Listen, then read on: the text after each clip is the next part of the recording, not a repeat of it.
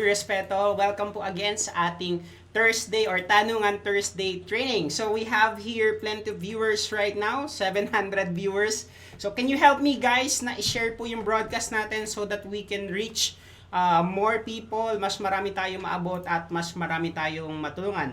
I'm really excited every time po na nagkakaroon tayo ng training na kagaya nito kasi it's a new, kumbaga, hindi lang po kayo natututo, at the same time, ako rin po sa sarili ko, every time na nag-share po ako ay natututo rin. So, good evening dito sa ating mga nauna sa upuan. Hello, Ma'am Marietta Bendoy, magandang gabi po. Ma'am Melanie Aradasa, hello Sir Reynante, Sir Jeric, and yan, watching from Hong Kong, Unstoppable. Siguro tulungan nyo lang ako na i-share itong broadcast natin. Kasi by the end of this broadcast, but actually hindi pa pala ngayon, by Saturday, pipili po ako ng 2 viewers natin, 2 lucky viewers na bibigyan ko po ng VIP access para magamit natin ang ating online shop. So kami po ng aking team ay meron kaming e-commerce platform na ginagamit. This is a website na nandun lahat yung mga uploaded products po natin, and then we use that to market our products na kahit pa paano may parang professionalism, okay? Kasi meron ka sariling online shop, meron ka sariling web store, and then the people can come and go doon, pwede sila mag-visit, pwede sila mag-order at mag-shop doon sa web store mo. So, 2 lucky winners will have a chance na magamit ito ng lifetime. So, sa Saturday po, pipili po ako. Last couple of weeks ago, meron po tayo nabigyan ng access dyan, 2 tao, si Ma'am Lori Vint, I'm not mistaken, at si Ma'am Isabel. So, I'm not sure kung ginagamit na nila, pero hopefully, mapakinabangan po nila itong ating tool na ito. So, ayan, we have here 1,000 viewers na ngayon. Hello, Ma'am Cecilyn, magandang gabi po. Hello din, ito, Sir Jeric, ayan. Alright, I believe na-mention ko na pala kanina. Okay, so you can post your comment na rin sa baba, or hindi pala comment, your question, since the title itself is Tanungan Thursday. So I'm expecting to cater siguro 5 to 10 tanong or questions ngayong gabi.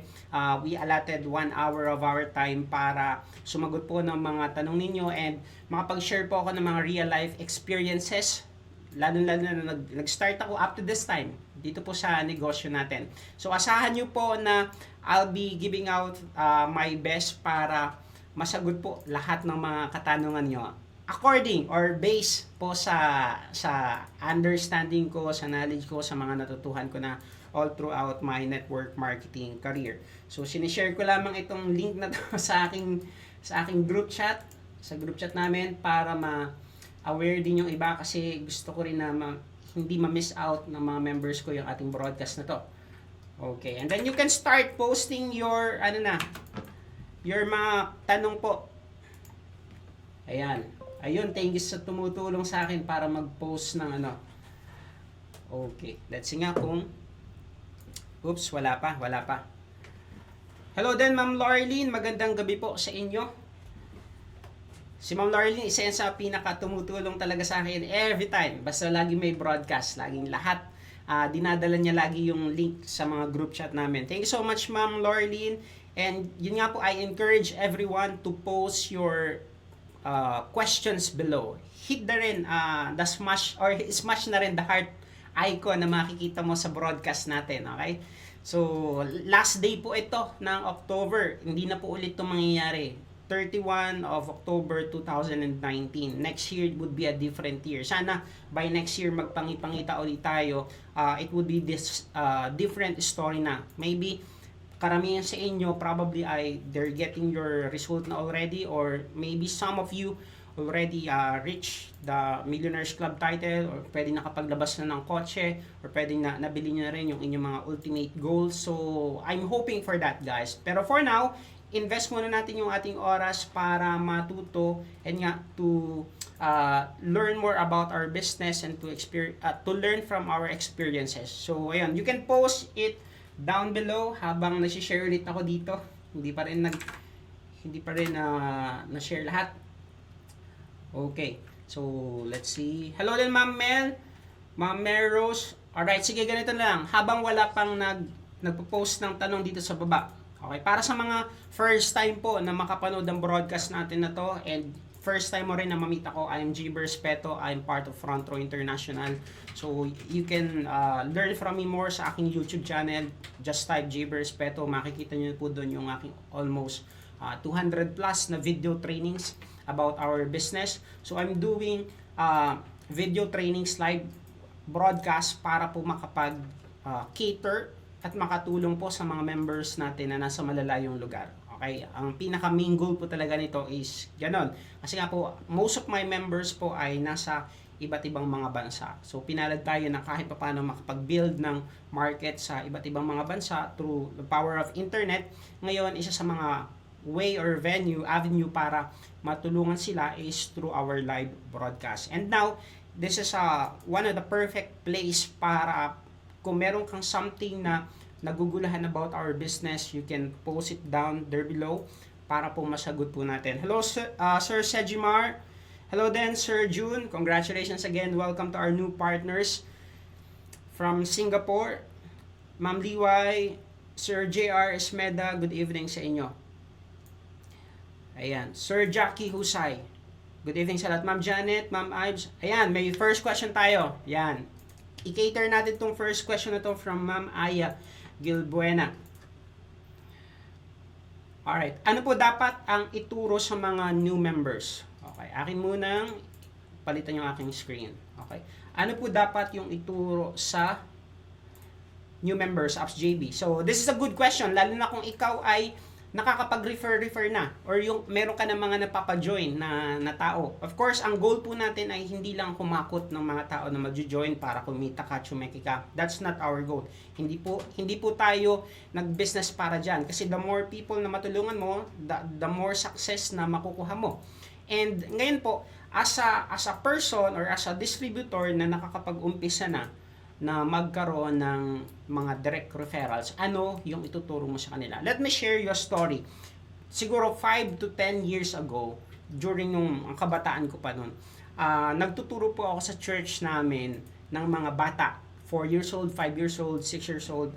Siguro ang range ng age nila ay 4 to 7. So, tinuturuan ko na po sila ng musical instrument. Meron sa kanila na nagda-drums, nagigitara, may tinuruan ako sa piano, may tinuruan ako sa bass. Kung titingnan mo nga yung siguro mga throwback teachers namin, yung instrument mas malaki pa sa kanila. Talagang napakaliliit nila, then they holding their instrument. And ako po, nagtiyaga akong magturo sa kanila. Okay. Ano yung mga una kong tinuro sa kanila? Of course, ang tinuro ko po sa kanila ay yung mga basics. Yung pundasyon po ng pagtugtog, pundasyon ng chords, pundasyon ng music, paano na gumagawa ng major chords, paano yung mga minor chords, paano basic beat sa drums. Tinuro ko po yan sa kanila. In fact, may pagkakataon pa na I'm teaching yung isang student ko sa drum, batang babae. And ang pinagawa ko lang sa kanya is 100 repetition ng basic beat, yung 1, 2, ganun lang. Dug, pak, dug. Simple ganun lang. And then, 100 times, ulitin niya. Yun lang nang yun. Tapos, kapag tumatalikod ako, syempre, mga bata, ang ginagawa nila is, kapag tumatalikod yung instructor nila, kaya ako, maglalaro-laro ulit sila. Yung tipong hatawin nila kung ano yung gusto nilang hatawin. So, ako, since stricto ako, lalapitan ko talaga, sasabihin ko, yan lang yung gawin mo paulit-ulit. Hanggang sa, yung skills nila, or yung basic na yun, natutuhan nila, later on, nakapag-upgrade sila ng skill. Naging advance yung kanilang mga bitawan ng palo, tapos yung keyboardista namin natuto na rin, pero dati yung tinuturo ko sa kanila parang ifinifreeze ko yung kamay nila sa isang chord lang, tapos pinapaulit-ulit ko sila ng basic. Okay, to relate that on the business, cut the story short, ano yung nangyari sa kanila ngayon po, isa na sila sa mga pinakatumutugtog sa church namin ngayon. Sila nag-handle ng every Sunday namin na sa praise and worship team. Tapos sobrang gagaling. In fact, mas magagaling na sila kaysa sa akin. And I can't imagine kung ano kaya kung ang tinuro ko sa kanila during that time ay yung mga may hirap kagad. So, what would happen? Okay? So, ngayon po, relate natin sa business na to. Medyo mahaba yung sagot ko pero para mas maintindihan po natin. Ano yung kailangan mong ituro sa process, hindi, sa member mo nakaka-join pa lamang? Well, meron pong basics ang negosyo natin, mga basic skills na dapat matutuhan. 4 po yan. Lagi ko po itong pinapaulit. Dapat matutuhan nila yung 4 na to. Prospecting, inviting, presentation, and follow-up. Ayan, yan yung 4 na yan. Ngayon, hindi mo matuturo sa kanila yan ng sabay-sabay. So, una-una muna. Kumbaga, isa-isa lang. For example, ituro mo sa kanila is prospecting. Since nag-join yan, hindi pa naman kagad marunong yung mag-present. Lalong hindi pa yan marunong mag-follow up kasi wala pa naman i-follow up. Ngayon, ang ituturo mo muna sa kanila is yung initial stage, which is prospecting. Okay, nag-join sila, ngayon, sasabihin mo sa kanila, okay, ganito yung gagawin mo, paano ka makakapagdala ng tao, or prospecting and inviting. Yun muna ituturo mo sa kanila. Pwede mong share yung mga strategy mo ng pagpo-prospect. Ako po, usually, kapag meron ako napapay-in, ang pinapagawa ko sa kanila, okay, ganito, gawa ka muna ng prospect list. Doon sa prospect list na yun, sulat mo lahat muna ng mga tao, potential na kakilala mo, mga warm market na pwede nating ma-introduce ng business. Isulat mo rin yung mga kilala mo na sa palagay mo mga negative rin sa negosyo na to. And then from there, dyan tayo mag-uumpisa sa prospect.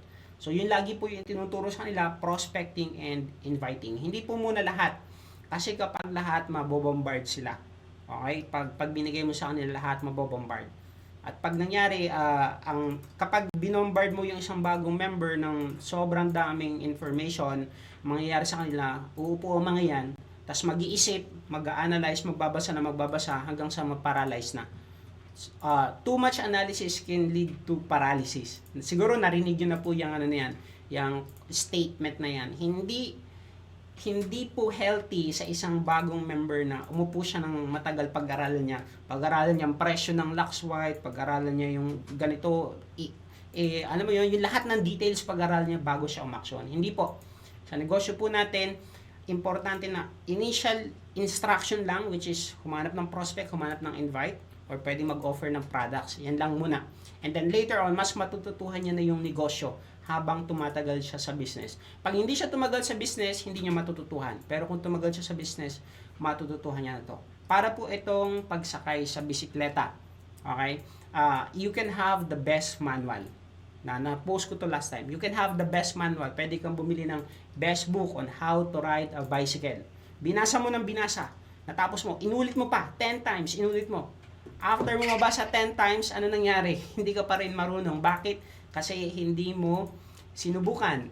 So, importante po yun talagang sumusubok ka ng mga bagay. So, ngayon, yun muna po yung ituro ninyo, prospecting and inviting. Tsaka, yun muna. At tsaka yung T-up, yung ABC rule. Yun, napaka-importante po nun. In fact, kasama po yun lagi. ABC rule or yung T-up, prospecting and inviting. If you want to learn more about ABC rule, meron po akong training yan nasa YouTube. You can search for it na. Okay?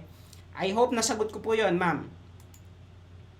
Later on na po yung yung ibang mga bagay, yung sa presentation at saka po sa follow-up. Pero yun po muna ang ituro po ninyo. Alright, hit the heart button, click the like button pala, or the thumbs up kung nasagot ko po yung inyong tanong. So let's see, sino dito? We have here 3,500 viewers. Ang dami nito Alright, tingnan natin kung sino yung mga nandito. Papa Joe, Ma'am Ives Love. Wow, ang ganda ng pangalan. You can mention your location na rin at saka your group. I'll be doing a shoutout para sa inyo guys. Okay? Para alam natin kung sino-sino yung mga nakakasama natin dito.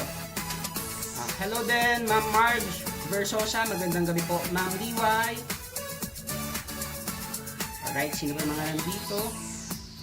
Si Ma'am Tina Arellano nandito rin. Ma'am Sunrise. Who else?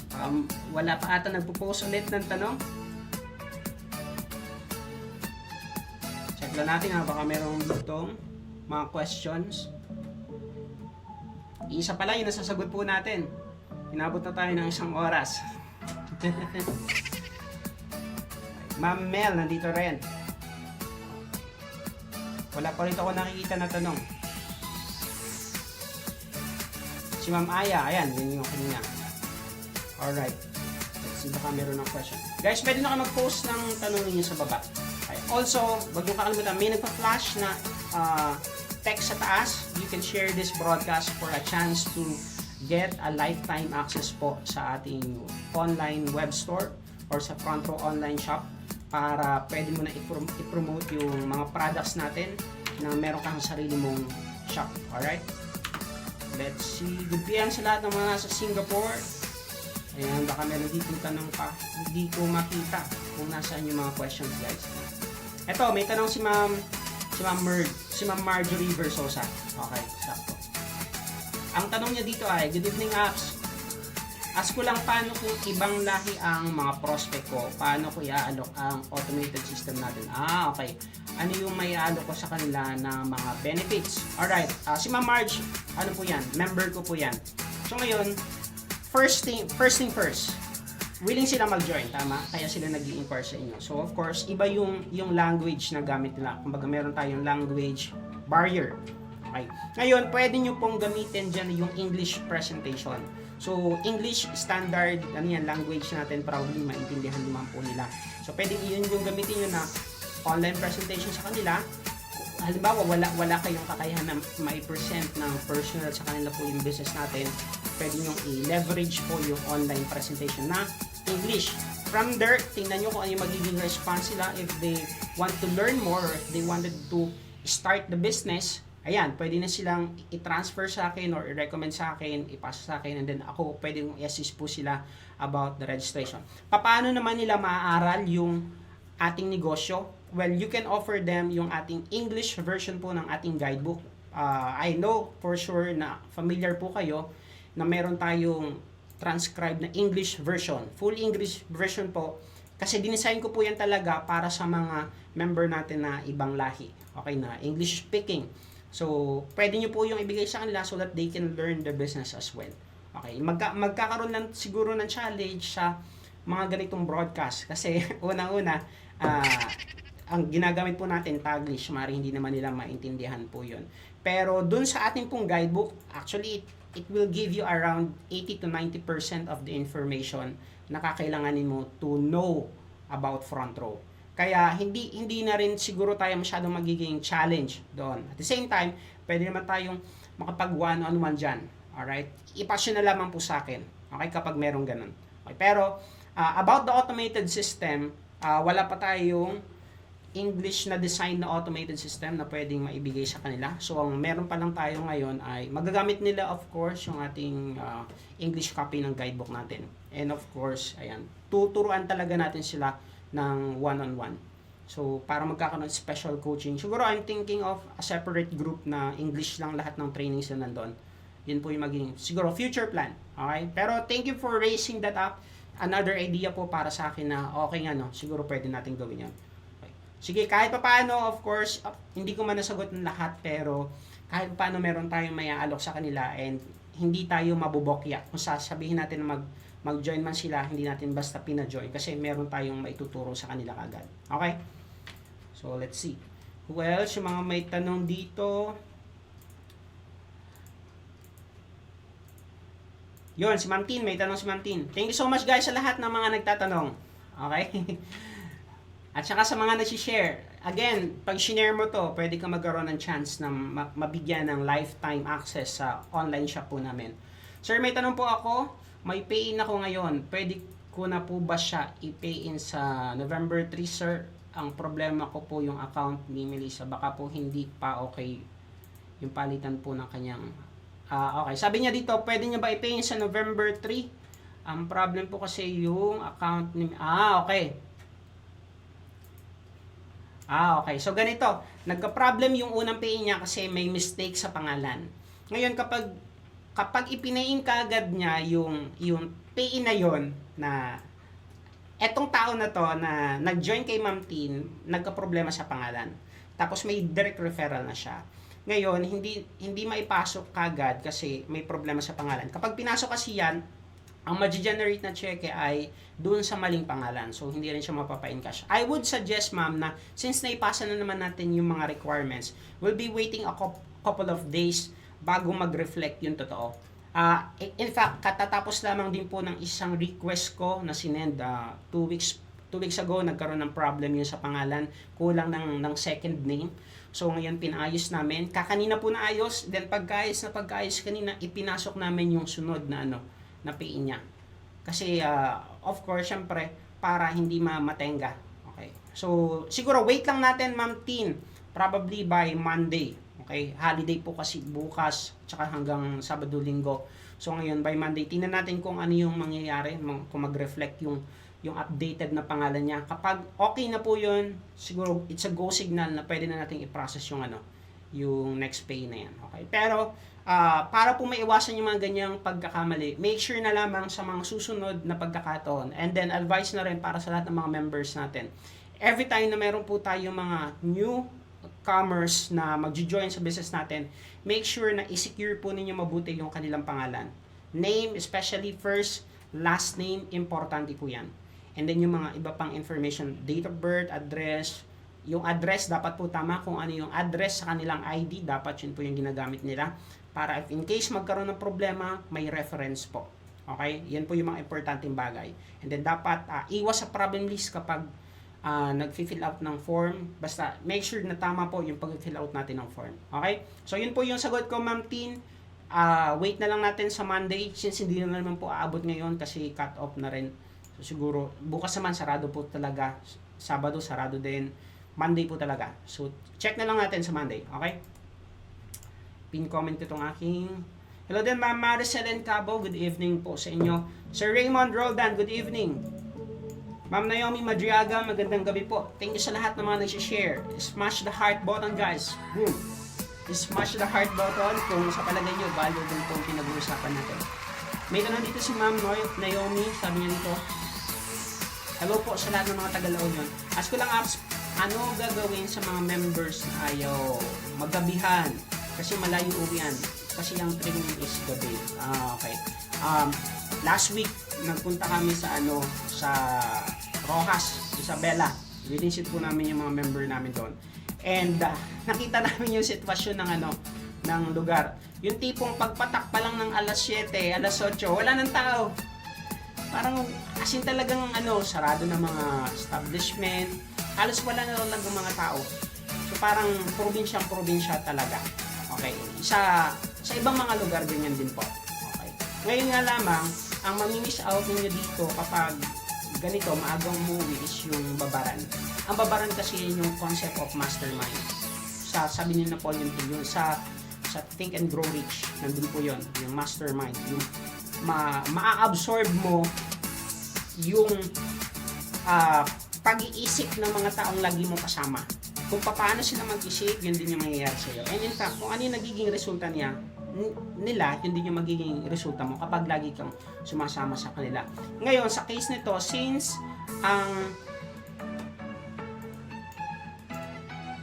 ang scenario dito is mahirap talagang umuwi, probably hindi naman po siguro gabi-gabi po ba yung training ninyo.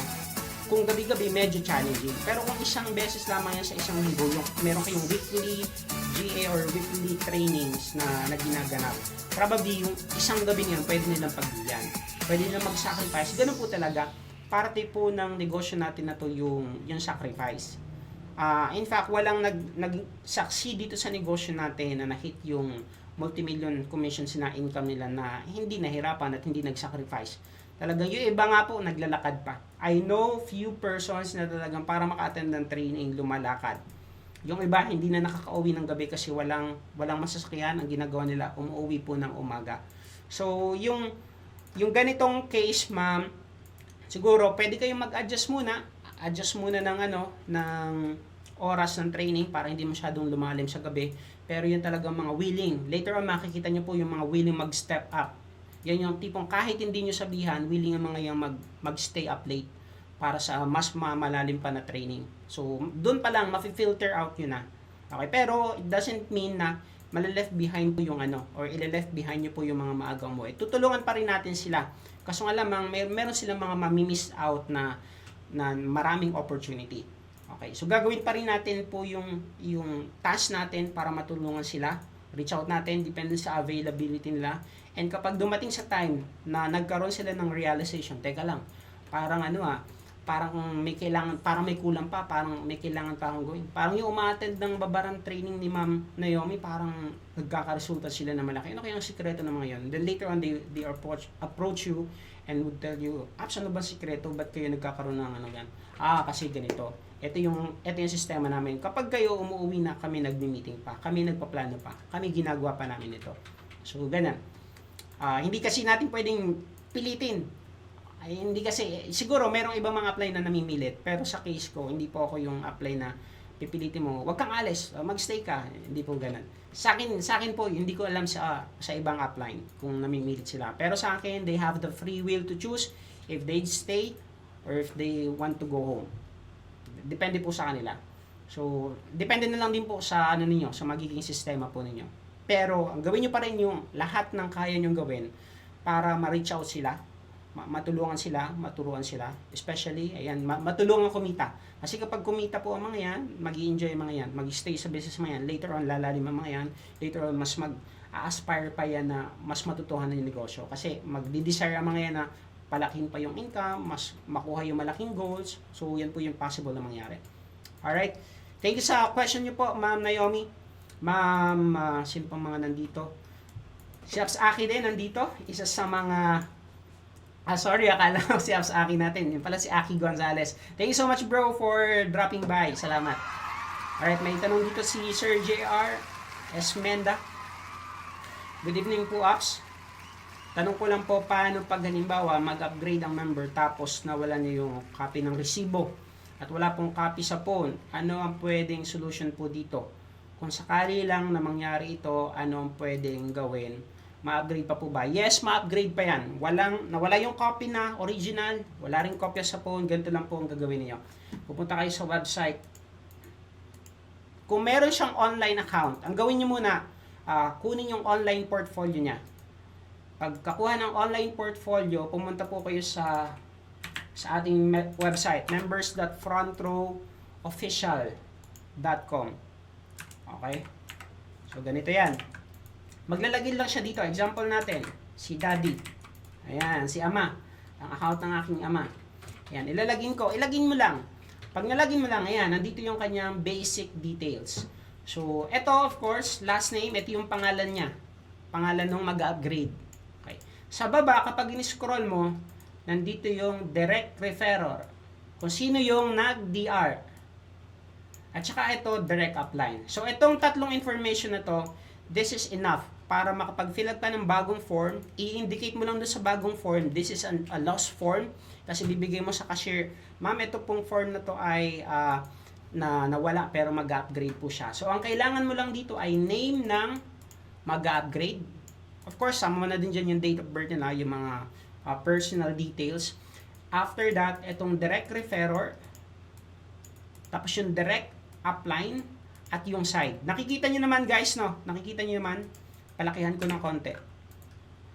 Oops, hindi na nakikita. Ayan, ito. I believe nakikita na. So, again, direct name ng person, direct referrer, at saka direct upline, at saka yung side. Yan yung pinaka-importanting details. After nyan, yan, pwede mo na siyang maibigay. Tapos, paano mo pala malalaman yung front row unique number mo? Ito yung ID number natin na nagre-reflect sa system. Bibigyan ko po kayo ng sample. Bibigyan ng sample ha. Pumunta ako dito sa genealogy. So, ito yung account ng aking tatay. Example, bibigyan ko po kayo ng... Wait lang guys, sa akin lang i-resize ito para makita nyo po. Ayan. So for example, ang mag-upgrade ay itong si, pagpalagay natin na to, si Karandang JC. Ngayon, kapag clinic ko yan, may makikita kayo ditong number sa taas. Ito, ipopost ko sa notepad para po makita ninyo. So this is our ID number. Para sa mga hindi nakakaalam nito, pwede mo rin itong ilagay sa form. Sabi mo sa kanya, this is the ID number po ng tao na yon. Yan. Format, font, palaki natin ng konti. Yan. Lagay natin ng 48. So yan, this is the ID number ni JC. Okay? Siya ay from 68,865. Okay, ito for example, ito naman si Lakabay or Lakaba Raymond, Sir Lakaba Raymond, ito nasa gitna. Siya ngayon ay ito siya. Ayan. ID number niya ay 859590. So, pang 859,000 siya na register. Ganun yun. So, ito rin yung nagre-reflect sa ID. So, pwede mo siyang i-reference sa form. Ilagay mo yung ID number 68865 kung yun man, or ID number 859590. Okay, clear yon? All good tayo dyan. Proceed na tayo sa next question natin. May natututuhan ba so far, guys? May na-discover na mga bagong ideas? I hope so. So, good evening sa mga umabol. Kuya Aris from Macau. 16 hours of work, grabe. Pahinga rin, kuya. As paano, ayan, si Sir Sajimar may question dito, pero batiin ko muna yung mga nandito. Kuya Jerry, yan. Ma'am Ira Marquez, good evening. Alright, balikan ko yung comment ni Sir Sajimar Nason. Ang ganda ng tanong niya, ma'am, may mapupulot kayo dito. Sabi niya po dito, paano ka mag-boost ng ads mo? Paano yung way ng targeting mo sa ads? And saan ka nakakakuha ng maraming result? Dito po ba sa Pinas or international? Okay. Etong tanong ni Sir Sajimar natin, actually isang training course na ito. Hindi to kayang explain ng ilang minutes lang, pero I would do my best para mabigyan kayo ng idea. Okay, ang iyong tanong dito, sorry sa mga hindi familiar sa boost ads or sa Facebook advertisement, medyo jargon po itong pag-uusapan namin, medyo technical. Okay, pag sinabing targeting, ano yung way ng pag-target ko? Ako po, mostly ay tinetest ko yung aking audience.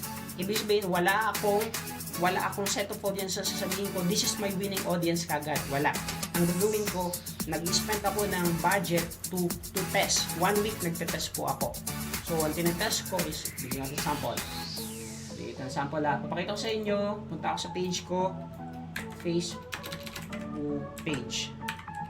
Achievers Petal. Kung magagawa ko ng actual, papakita ko sa inyo na actual. So, ito po yung boost post na binabanggit ni Sir Sajimar. Ito yung babayad ka sa Facebook para yung post mo ay may pakita sa mga tao. So, this is another innovative way ng pag-market. Ito po ginagawa ko to personally. Yung karamihan sa mga DR ko rin, of course, dito ko nakukuha. So, kapag meron kang page, ang mangyayari sa'yo, every time na magpo-post ka, meron kang makikita na ganito, na yung sa ilalim, meron nakalagay dyan na boost post. Okay. So, meron dalawang klase niyan. Yung boost post, ito po ay, kung i-classify ko, ito yung pang newbie, pang starter. Okay. And then, yung isa, yung Facebook ads, yung medyo advanced na, yun po yung ginagamit natin ngayon. So, yun naman yung pag medyo gusto mo na meron kang ina-analyze ng mga data. Example, ito. Ayan, ito. Example natin. Ipagpalagay natin na ibuboost ko itong post ko na to. So, may makikita dito sa ilalim na boost post.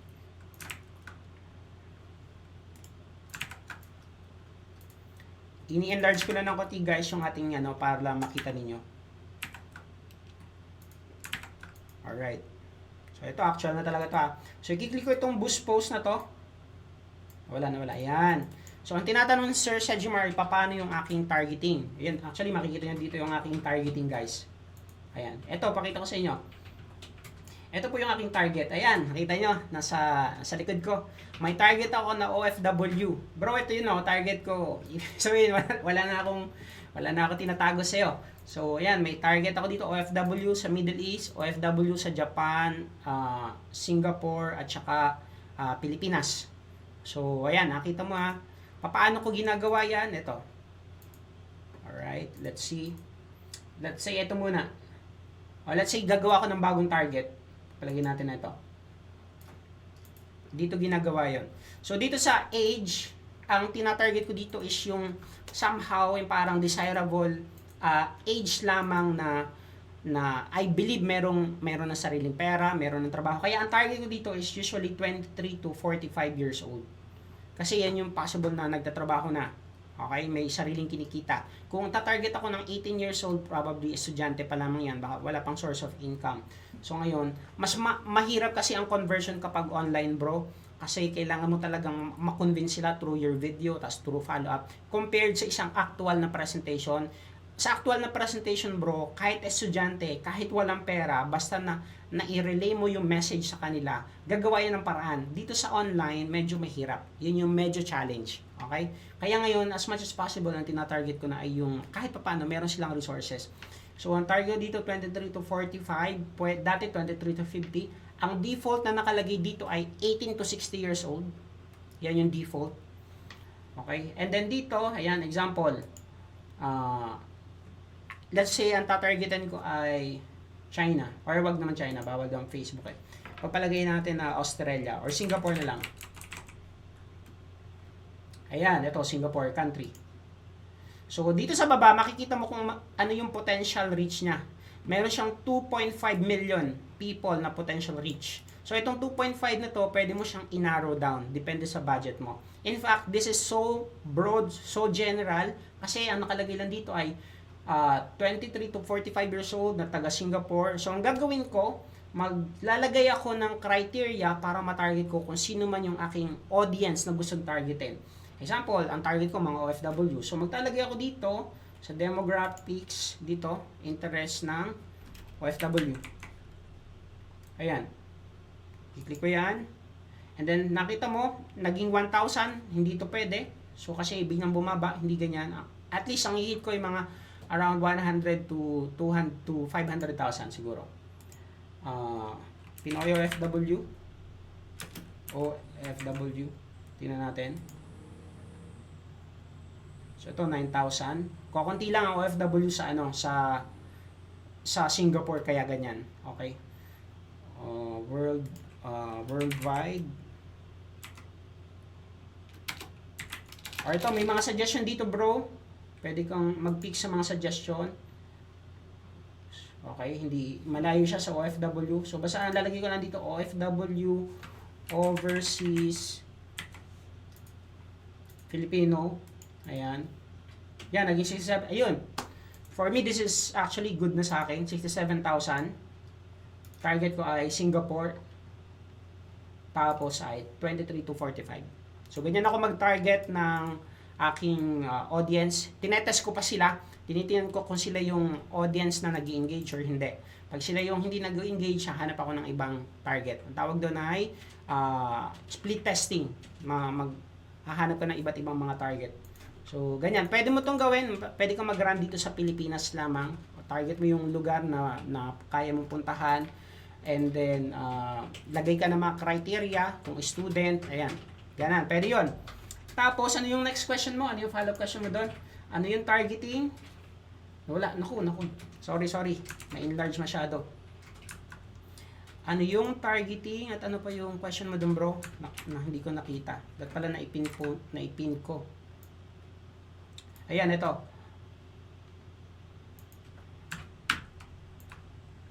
Saan ka nagkakaroon ng mas maraming resulta? Sa Pinas or international? Actually, bro, depende sa focus ko. So, kung ang niraran ko ay mga international, ay di sa sa international ako makakakuha ng resulta. Pero, hindi pa rin ako nawawala ng pain dito sa Pilipinas. Kasi may mga nag-i-inquire pa rin eh. Nowadays, front row is so, alam mo yon, kilalang kilala, na yun yung post naps last time, nasa mall siya, may hawak na siya ng paper bag, ng front row, may nag-approach kagad sa kanya. Yan po ba yung front row? Yan ba yung nasa Wawawin? Yan ba yung nasa Showtime? Yan ba yung nasa Then sabi niya, yes po. And then sabi niya, sige, dati kasi na-orient na ako dyan, pero hindi ako nag-join. Siguro, join ako. Pwede ko ba makuha yung number mo? Next week siguro, makipag-meet up ako sa iyo. So, yung front row kasi, of course, marami pa rin negative sa networking. That is a fact. Pero, marami dahil sa publicity na ginagawa ng company natin, yung nagiging aware na about our mission, about our vision, and about kung ano yung pwedeng magawa ng front row sa mga buhay nila. So I would say, i-test mo lamang kung ano yung lugar na gusto mo mag-run. Ang isa lamang drawback na pwedeng kong sabihin sa iyo, sa ibang bansa, mas mahal ang ads, mas mahal ang bayad ko ng ads kapag sa ibang bansa. Pag dito sa Pilipinas, cheaper, at the same time, yun nga lang medyo challenging kasi yung ibang market na nakukuha ko ay iba challenge talaga, walang pambili, walang pambayad, walang pang-avail ng package. So, test lang ng test, okay? Walang perfect. Lahat sinasabi to ng mga mentor ko din halos lahat sa online marketing, lalo na sa ads. Wala namang perfect talaga na buyers or perfect na target kagad na pag iniran mo, dun kagad sila, bibili kagad, mag-join kagad. Kailangan mo nang i-test para makuha mo talaga yung sweet spot or yung perfect audience mo na marami yung nag-i-engage, marami nag-interact, marami nako-convert ka na pay-ins. So, hanap ka lang ng hanap. Alright? Okay na? Bro, kung nakatulong yung sa audio sa'yo, smash the heart button. And comment a new business partner na rin, okay? Para ma-aware sila sa broadcast natin na to. So, proceed ako sa ibang mga tanong pa rito. Let's see. Yan natin, konting scroll pa. Who else?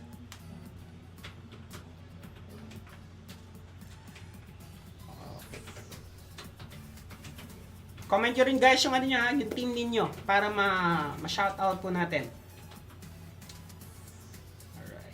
Yan, si Ma'am Sunrise, may tanong ulit. Absanon ko lang po, ano ang gagawin? Ito, ipipin comment ko.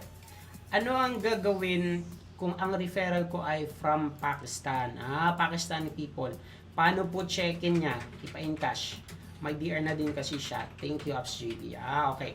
So, sa ganyang pong case, since kapag ni-register siya dito sa Pilipinas, of course, kapag chumeki yan, sa main office siya ma-generate yung cheque. So, ngayon, ang challenge ngayon is, paano mako-convert yung cheque niya papunta sa kanya. Ganito po yung isa sa mga nakikita ko na paraan dyan. Pwede po na ang gawing way is mag-request ng check encashment request na isa-send sa main office. Ang gagawin lang ng member po niyo na Pakistani ay to send a request letter. Wait lang guys ha. Magsasend siya ng request letter with nakalagay doon na I would like to authorize yung apply nyo na nandito sa Pilipinas or kung kayo nandito sa Pilipinas, I would like to authorize Ma'am Sunrise to encash my check number, check date, at amount. So, nakalagay yung mga details. Yung format po noon, siguro isend ko na lang mamaya or i-comment ko po dito. Meron po akong format noon kasi nagpapa-encash po ako ng mga check-in ng partners ko na nasa abroad. So, ganun lang din po. And then, may maka-attach dyan na valid ID. Kailangan may picture ng valid ID. Anything na magpapatunay na siya ay nasa ibang bansa. Kung meron siyang Pakistani ID, mas maganda. Kasi patunay na talaga yun na Pakistani resident siya, nandun siya, kaya hindi niya makukuha yung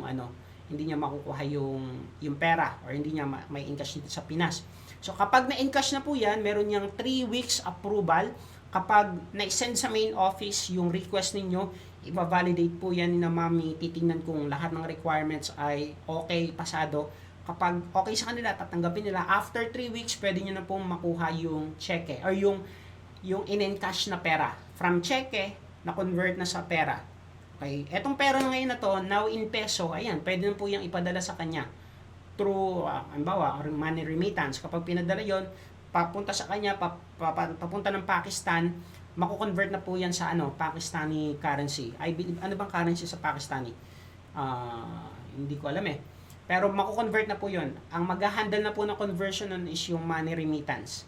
Parang pag nagpadala yung mga OFW ng pera dito sa Pilipinas, halimbawa, let's say Saudi Riyal, ipapadala dito sa Pilipinas, pagdating dito sa Pilipinas, peso na. So, ganun din po. Pag yung pera natin pinadala sa kanya, na rin, makukuha niya na yung converted sa currency nila. Meron pa pong isang option pero hindi po naging successful to sa akin kasi hindi na ako noon nakapagpagawa ng front row Visa card. Dati po kasi may Visa card na ginagamit si front row. I'm not sure kung existing pa siya ngayon. I-verify ko na lang po sa office kung meron pang ganun. Pero kung sakali na existing pa yung front row Visa card, that is the easiest way. Kailangan lang po is to fill out the Visa card form, tapos maghingi ng request dito, papagawa. Ipoprovide niyo po yung mga requirements na kailangan niya. And later on, kapag nagawa na yung Visa card niya, para po yung ATM, yun na lang po yung gagamitin niya. Every time na magka-commission siya, diretso na po yan sa Visa card niya. Disclaimer lang po, I'm not sure kung existing pa po yan ngayon. I-verify pa po natin. Okay? Kung ma-verify ko na existing pa, babalikan ko po kayo, Ma'am Sunrise, i-message ko po kayo. And then, pwedeng yun yung magiging alternate natin. Okay? Approve po ba yun? Okay, so yan. Tingnan natin yung mga sumasama pa sa broadcast natin. Sino pa yung mga nandito? Sir Arjun. Alright.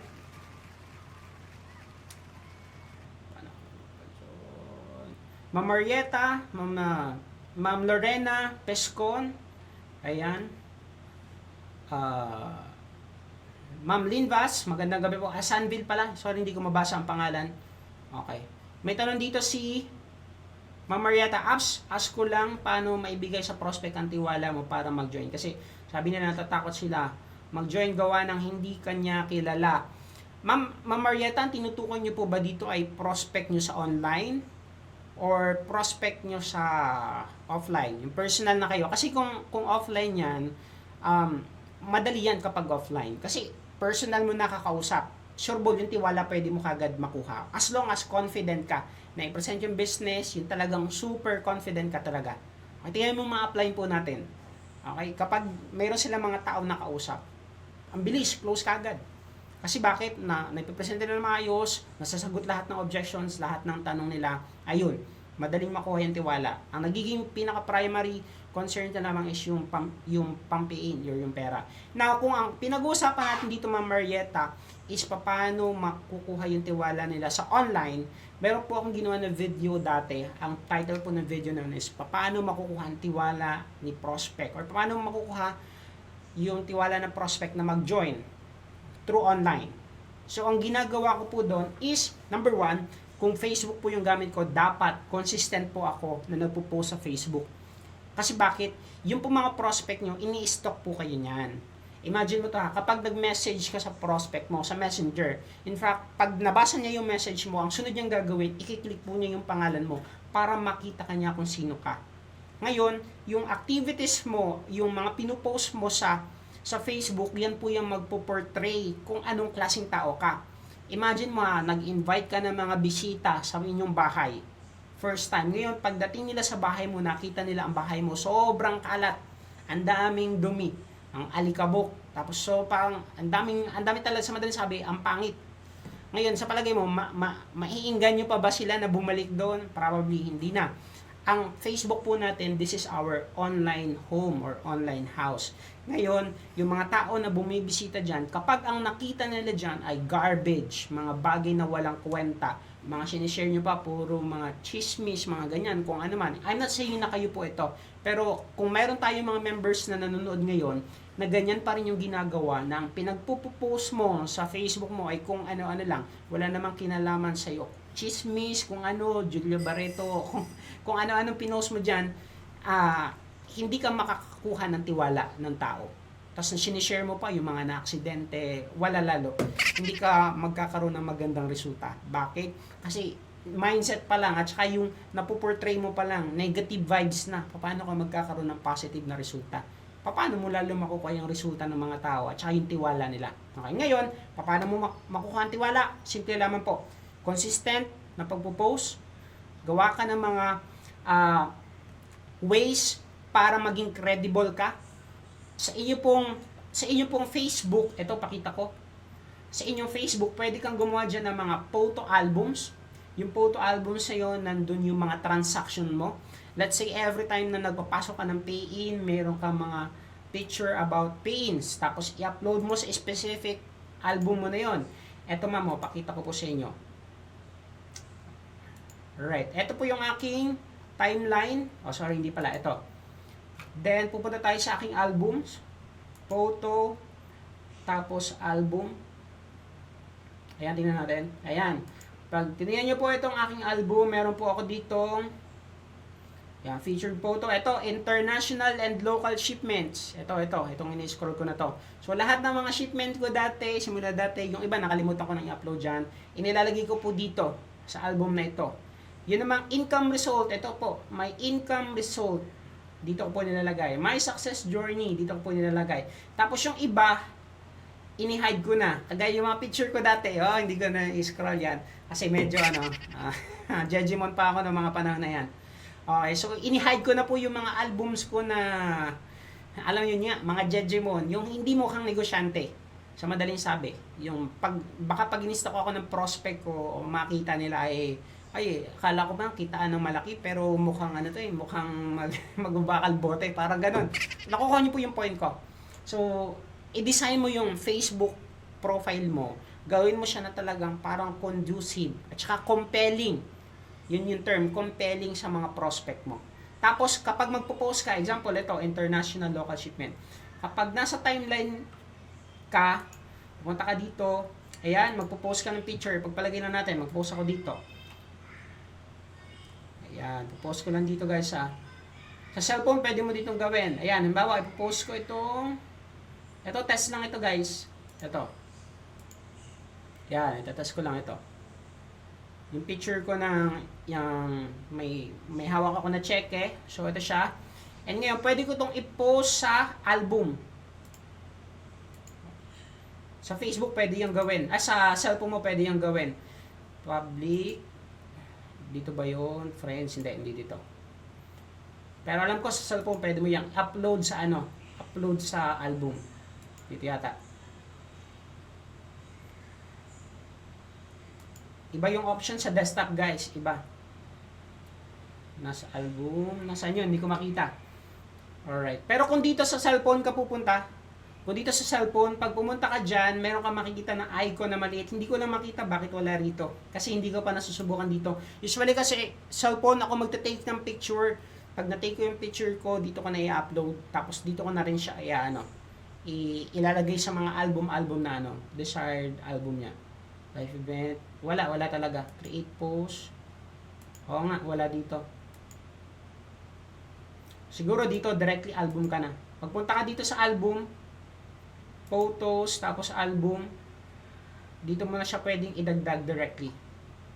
Album, tapos, ayan. Dito sa, let's say, sabihin natin dito sa international shipment. Tapos meron dito option 2. Yan, to add contributor, hindi. Add photo. Ayan, ito yung aking puro shipping, oh. Pwede ka mag-add photos dito. If I'm not mistaken, nasa inyo? Or hindi, dito.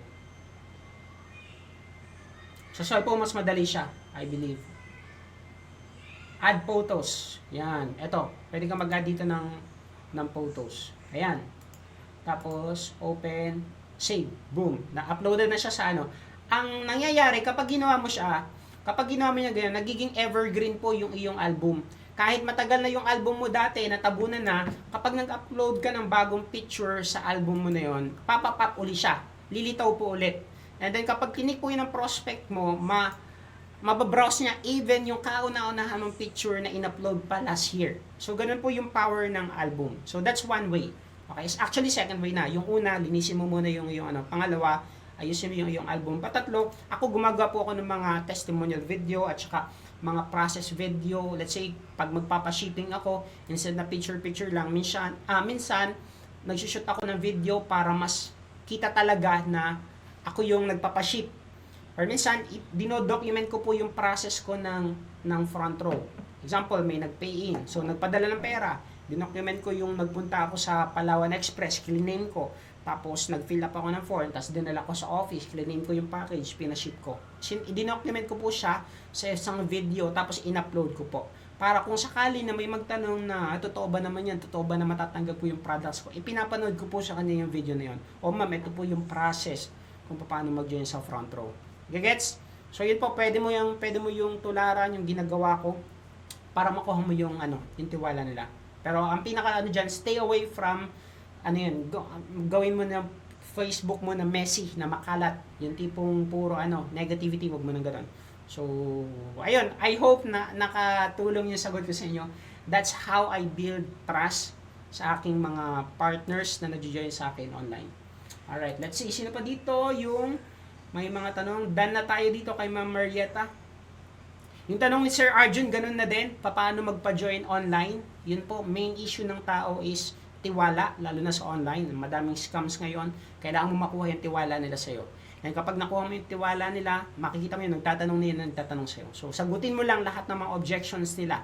Yung hindi yung tipong nangungumbinse. Basta sagutin mo lang with authority, with proper posture, tapos yung hindi dating na pinipilit mo sila. Kasi ganun ang tao kapag pinipilit mo, lalong lumalayo. Kapag hinahabol mo, di ba, lalong tumatakbo. Pero wag mo habulin. Yung maramdaman nila na hindi mo sila kailangan. Yan, lalapit yan. Okay? Alright, let's see. Hello, Pinsan Glyson. Sir Chris, magandang gabi. May tanong din dito si Ma'am Marietta David Bendoy. Paano po mag-boost ng post mo? Nasagot ko na po yun kanina. Boost post. Ang kailangan lang po siguro, requirement para makapag-boost kayo is you need the Visa Mastercard. Alright? Kung meron kayong Kabayan Savings, pwede nyo gamitin yun doon. Or any card na Visa or Mastercard. Pwede mo siyang gamitin as pang-boost. Kasi yun yung gagamitin mo na pambayad. Pwede rin po PayPal. If you have PayPal account, meron yung lamang pera or nalalaman naman ng pera, pwede mo gamitin yun as payment option or payment mode to run your boost post or your ads. Okay? Yan, may tanong dito, bago member natin. Access ko lang po if may Singaporean ako na makuha na downlines. Paano yung payout since sa Pinas ako tied up? Yung check po ba is converted into SG? Dollars check out po dito. Okay. Ito po yung yung sagot sa tanong ni Sir Ivan. Ganda ng tanong na to What if ang nakuha niyang invite ay Singaporean? Simple lang po. May office na po tayo sa Singapore. Yung pong pay-in niya ay dyan po i-register sa Singapore office. Ibig sabihin dyan siya nakatag. Kapag po nagkaroon siya ng commission, boom, dyan po yan makukuha sa Singapore office. Converted na po yan into Singaporean dollars. Wala po kayong pupormahin. Sa case po ninyo, dito ko lang po kayo na-register. Dito po kayo na-register sa Pinas. Pero ngayon, napalipat na rin po natin ang tagging ninyo. Kayo ngayon ay nakatag na sa Singapore. If ever na kayo ay magkaroon ng cheque, dyan na rin po yan magre-reflect sa Singapore. Okay po? Approve. So, wala pong magiging problema. Sa office nyo po kukunin ang inyong payout. Alright, let's see. Meron pa ba mga tanong dito? Boss, hindi ko na malayan. Mag-ano na tayo? Mag-11 na. Thank you sa ating 3,400 viewers, guys. Continue to share this. I would say, i-share nyo po itong broadcast natin. Bakit? Kasi pagdating ng Sabado po, lahat na mag-share po ng broadcast na to, I'll be picking up 2 people na bibigyan ko po ng lifetime access sa online shop po namin. Alam ko, you're aware na yung team namin gumagamit kami ng online web store. Nagagamit namin to para i-market yung front row products natin. It's like a whole website. Bibigyan po kita ng access para magamit nyo yung lifetime. All you need to do is to share this broadcast. Share it on your timeline. Yung last time ang binigyan ko po ay yung dalawang may pinakamaraming share. Ang dami nilang share. So sila po yung binigyan ko ng ng access. So ngayon, siguro magra-raffle na lamang ako and then whoever yung dalawang tao na yun would be so lucky kasi lifetime mo na magagamit. Hanggang nandito kami, magagamit ko yung kasi ako po yung owner ng site na yun. Magagamit ko yung website. Okay? Hello Ma'am Gemini Miles, watching from Hong Kong team, Evolution. Hello sa lahat ng Evolution sa Hong Kong natin. Ma'am Sunrise, Rupi. Okay, Rupi pala yan sa Pakistan. Pakistan, Rupi.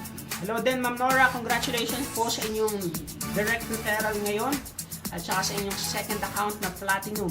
Congratulations po. Alright. Hello Sir Jerry. Boom sapul. Okay, hindi ko alam kung alin yung nasapul ko dito, pero kung ano man yan, hopefully masapul nga. Alright. Hello din Ma'am Mitch Kate, magandang gabi. Mama Elsa dito rin. Ma'am Melberry Candelario, may tanong siya. So, Sir JB, good evening. Tanong ko lang po kung paano ko ma-handle ang business kasi part-time ko lang ginagawa sa Fronto. Okay. Sir Melbert, madali po yan. Kasi siguro I would say 90% na nagsimula sa front row ay mga part-timers. Ang kailangan lang po is proper management ng oras. Ganyan lang po kasimple. I'm sure hindi po kayo nagtatrabaho ng 24 hours. May mga partner po ako sa ibang bansa na they are working 12 to 14 hours every day. And they still manage to do front row. Bakit? Kasi meron pang spare, ginagawa nila out of their willingness. Kung isipin mo, yung 12 to 14 hours, mabigat na yon. Normal working hours natin dito sa Pilipinas, 9 to 10 hours. After nun, di ba, papahinga ka na. Okay. Pero yung mga member po natin na hindi ko lang member ko, pati member ng ibang team na nasa abroad, meron baka nga nanonood dito na sila baka nagtatrabaho yan 12 to 14 hours every day. Pero they still have the time para magawa yung yung business. Paano? Bibigyan ko po kayo ng mga practical tips pwede nyo itong i-apply. Isulat nyo po muna ano yung kumukonsumo ng oras ko every day. In 1 week, itabulate mo po. kung pumapasok ka ng 6 days, or sabihin na natin 7 days a week, wag naman 7 days kasi abuso na yun. Siguro 6 days in a week, pinapasok mo lahat. Ibig sabihin, yung pang 7 day mo, free yan. Okay? Ngayon, may option ka. Doon muna tayo sa pinaka-obvious na pwede mong isingit yung negosyo. May option ka doon sa 7th day mo na yan. Are you going to gamitin, spend that day para magpahinga, mag-chillax? Or are you going to spend that day para mag-sacrifice ng konti? Sacrifice yun, sacrifice. Pero pagdating ng panahon, yung iyong isang araw na rest day, magiging 3-4. Bakit? Kasi full time ka na sa front row, meron kang chance para magpahinga ng anong oras mo man gustong magpahinga. Kagaya po na nangyari sa akin dati, 6 days trabaho, 6 at 7 day ginagawa ko na sinisingit ko si front row. And ayun, ang ginagawa ko, singit-singit lang. Ang mga guests ko noon, ini-schedule ko sa mga panahon na ako ay available. Okay, kung hindi sila available sa mga panahon na available ako, sabihin natin ang available sila ng Tuesday, may pasok ako, ang ginagawa ko, pinapat-assist ko sa aking upline. So sila yung nag-assist, sila yung nagtatalk. Ganun po kasimple. All you need to do is to outsource, be resourceful, manage mo mabuti ang iyong oras. Kung everyday, meron kang natitira na oras, ilang oras bang pinapasok mo? Isa 10 hours. So, anong nangyari sa 14 hours? Sabihin natin, 6 hours ka natulog. Or 8 hours ka natulog. So, 18 hours na lahat. Kung 18 hours ka na lahat, i-compute nga natin. Compute natin ang ano. Ayan. Ganito na lang. Sabihin natin na 10 hours ka nag-work. 8 hours natulog. Okay. Meron pa natitira na 6 hours. What did you do? Sabihin natin na 1 hour travel time. That's 19. Meron pa natira na 5 hours. Sabihin natin 1 hour ano ba yan? Pahinga? Pahinga. Sabihin natin, sige, pahinga. Magpahinga. Pahinga. So, that's 20. What about the 4 hours? Anong gagawin mo sa 4 hours na ito? That's the question. Baka yung 4 hours na yan na-spend sa Facebook. Or baka napupunta sa Mobile Legends. Or baka napupunta sa panood ng basketball, ng PBA. Or gumagala. Depende sa'yo. So, are you going to spend this 4 hours wisely? Or ang gagawin mo na lang is pagbabaliwala, baka sakali, and then saka mo lang gagawin si front row kapag may libreng oras ka. So, actually, being in this business talaga, it's really a matter of decision. Dito talaga yan, susukatin yung willingness mo talaga. How much or how are you so willing na magkaroon ng success sa buhay mo? So, kung ako may 4 hours every day, magagawa ko si front row. I'm not sure sa inyo kasi nasa ibang position tayo. Kahit nga sabihin natin na 2 hours per day ito. Sabihin natin na meron pa kayong 2 hours na sabihin natin na ito ay siesta. Okay. Hindi ko alam kung ano ginanyan. Meron pa rin kayong 2 hours na natitira.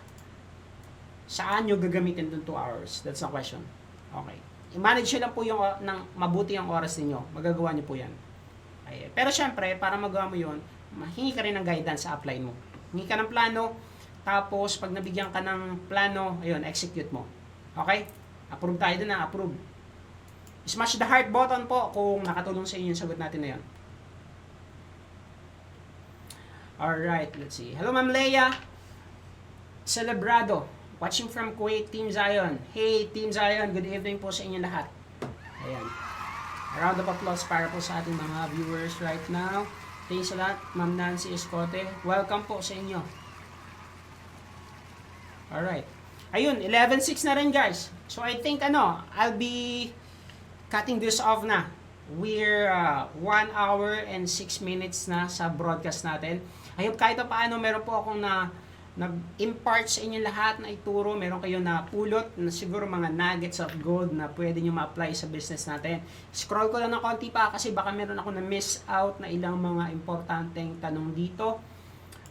But anyway, I just wanted to say thank you sa lahat ng nakasama natin ngayong gabi sa broadcast natin. Bukas po, close ang office natin nationwide until Sunday. So, no transaction, pero hindi ibig sabihin nun ay walang negosyo. You can still manage to do the business. Pwede kang samantalahin mo yung pagkakataon na maraming tao kang makakausap, meron kayong get together siguro with your family, either bibisita kayo sa province or ganan, pwede mong samantalahin yung pagkakataon na yun na i-present into dun sa kanila yung business. Wala kang dapat ikahiya, guys, sa business natin na to. Unang-una, our owners already did their part para sobrang maging, alam mo yun, credible yung company natin. The question now is, are you willing to do your part as well? So, parang binigyan na tayo, each and every one of us, ng blank cheque. O, ito yung cheque mo, Ma'am Nora. Ito yung cheque mo, Ma'am Sunrise. Blank yan. Ito yung cheque mo, Ma'am Marietta. Ito yung sa'yo, Sir Jerry. And then, tinanong mo yung mga owners natin, ano pong gagawin namin dito, Sir Direct? Sabi niya, ikaw bahala, sulat mo dyan kung magkano ang amount na gusto mo kitain. Siyempre, nagulat tayo. Ganun na lang gagawin natin eh. Isusulat na lang natin yung cheque or yung amount na gusto natin kitain. And then, we will work it out. Yun na lang. So, I hope this broadcast brings encouragement, knowledge sa inyong lahat. Thank you so much. And please continue to follow me on my Facebook account as well as on my YouTube channel. Sa YouTube channel ko po, JV Respeto. Pag pumunta po ka dyan, nandyan po yung mga 200 plus na videos na na-create na natin. So, you can visit that, lalo na yung mga hindi nakakaabot sa broadcast po natin na to. Pwede nyo po na mapanood yung mga replays at saka yung mga ibang mga videos na hindi uploaded po dito sa ating Facebook account. So, I think wala na po ako na-miss out. Again, thank you so much, guys. Isang kaway na lang sa lahat ng mga nandito pa ulit. Ayan, alright. I'm gonna end this up now. This is GB again, reminding everyone we can dominate, we can conquer. We're the unstoppable Conquistador. Happy Halloween, happy All Saints Day sa inyo lahat. Bye-bye for now, guys. See you next time.